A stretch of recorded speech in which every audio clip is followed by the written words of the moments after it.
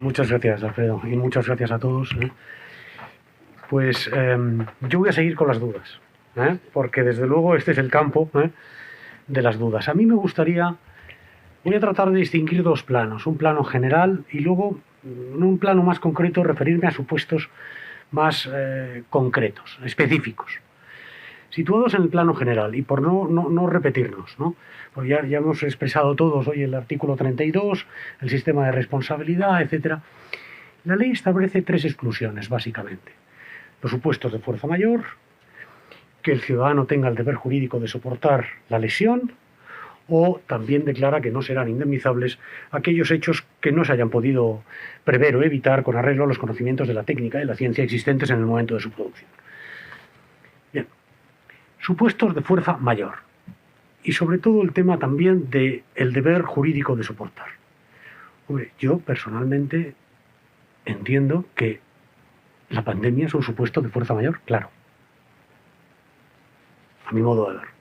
En este sentido, podemos recordar las sentencias que ya dictaron hace años el Tribunal Supremo sobre la hepatitis C y una serie de contagios que hubo, que también declaró que eran supuestos de fuerza mayor y también dijo que no eran indemnizables los daños porque no se habían podido evitar con arreglo a los conocimientos de la lex artis.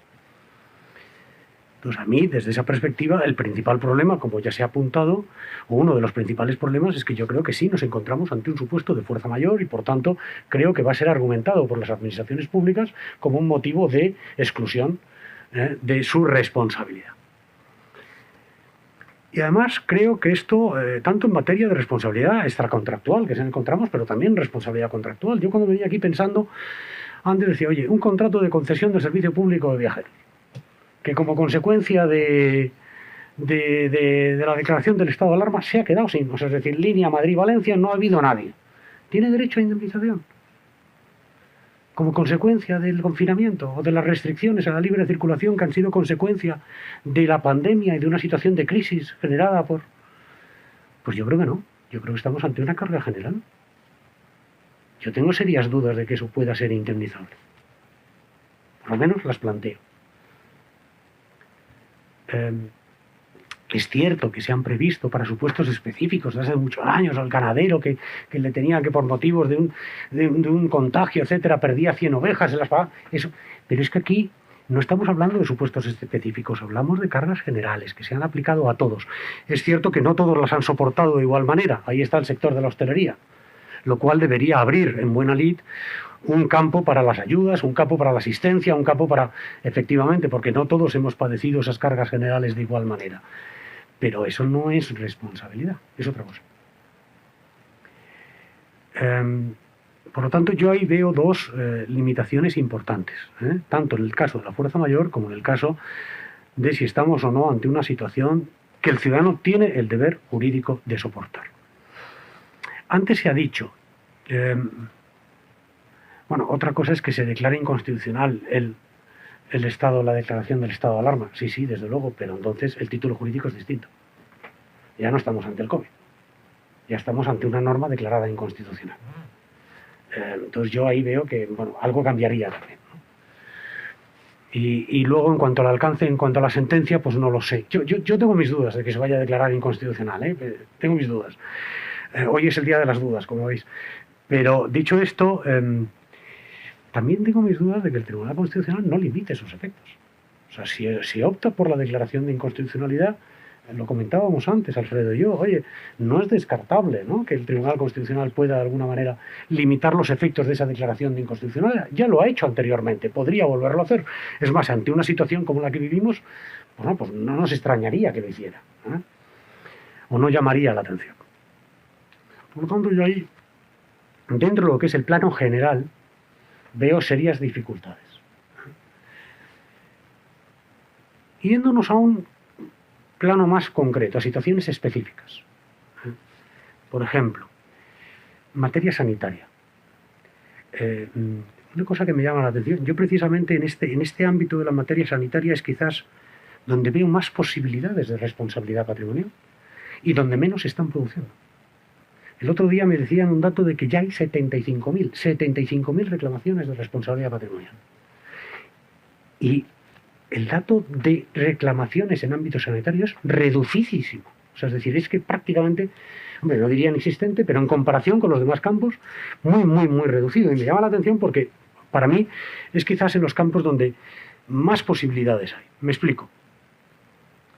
Oye, la falta de protección, la falta de los medios de protección, que ha impedido que los sanitarios que han estado situados en primera línea, ¿de acuerdo?, pudieran combatir el coronavirus con unas medidas mínimas de protección. Esto también es aplicable a los miembros de las fuerzas y cuerpos de seguridad del Estado. Oye, ¿ahí puede existir una responsabilidad del Estado? Yo creo que sí. El señor que no se ha podido poner un tratamiento como consecuencia de la saturación. Por ejemplo, oye, estaba sometido a quimioterapia y no se le han podido dar porque la saturación que estaba, la sobredemanda que estaban sufriendo los servicios sanitarios, oye, pues no se lo ha permitido. ¿Eso puede ser un funcionamiento normal de los servicios públicos? A mi modo de ver, sí. Oye, el señor que no ha podido acceder a un respirador. Yo creo que también, es decir, es cierto que los servicios sanitarios no hay compromisos de resultado, esto es como los abogados, ¿verdad? No asumimos obligaciones de resultado, es obvio, pero sí se asumen obligaciones de prestación de servicios, de prestación de medios, de facilitar ciertos medios. ¿Debió el Estado tener esos medios? Pues yo creo que sí. Es decir, si tenemos en cuenta ciertos hechos, yo creo que en esos campos específicos sí puede haber reclamación. Por ejemplo, hechos que me gustaría que se valoraran, ¿no? Y aquí veo muy rápidamente. Oye, 30 de enero de 2020, director general de la OMS declara la emergencia del COVID de importancia internacional. 24 de febrero de 2020, se emite por la OMS un informe en el que se exige la adopción inmediata de las siguientes medidas, entre otras, educar plenamente al público en general sobre la gravedad de la enfermedad, la suspensión de reuniones a gran escala, realizar una planificación de escenarios y simulaciones, entre otras cosas, para dotar a los diferentes estados de los medios de protección necesarios porque no había. ¿De acuerdo? 2 de marzo, se eleva a muy alto el riesgo de propagación. En esta misma fecha, el 2 de marzo, el Centro de Prevención y Control de Enfermedades Europeas eleva el riesgo de alerta de moderado a elevado. Y destaca de importancia fundamental, 2 de marzo, importancia fundamental la adopción de las siguientes medidas, no las leo todas. La suspensión de reuniones a gran escala. El suministro de equipo de protección personal adecuado para la atención sanitaria. La aplicación de rigurosas medidas de prevención y control. La provisión de una capacidad sanitaria adecuada para aislar, apoyar y tratar.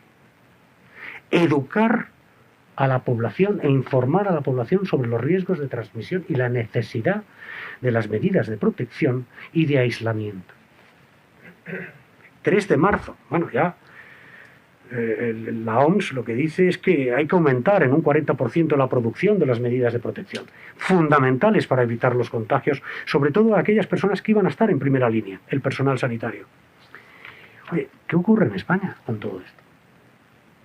Antes decíamos, el sistema de alertas ha funcionado. La otra de la Unión Europea, bueno, pues hombre, yo creo que no.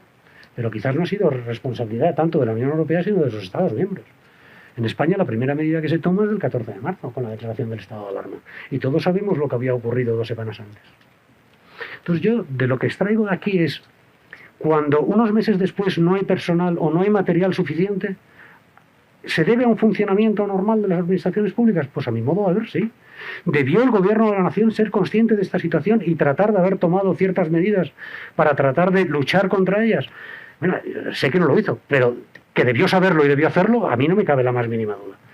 Entonces, así como en casos generales yo veo de extraordinaria dificultad el tema de la responsabilidad, en temas más específicos, concretos, como por ejemplo en estos que acabamos de ver, bueno, pues yo sí creo que puede haber responsabilidad a consecuencia, no tanto de la existencia del virus, sino de las actuaciones u omisiones imputables a la administración en la gestión de esa situación de crisis, que es donde yo creo que donde puede existir en determinadas situaciones responsabilidad. En fin, una extraordinaria dificultad para todos aquellos que estáis en trámites de exigencia de responsabilidad, pues bueno, yo creo que dentro de poco se irán resolviendo estas cuestiones y con respecto a la declaración de inconstitucionalidad, bueno, pues veremos a ver qué dice el Tribunal Supremo. Y nada más, he tratado de limitarme en el tiempo. Gracias.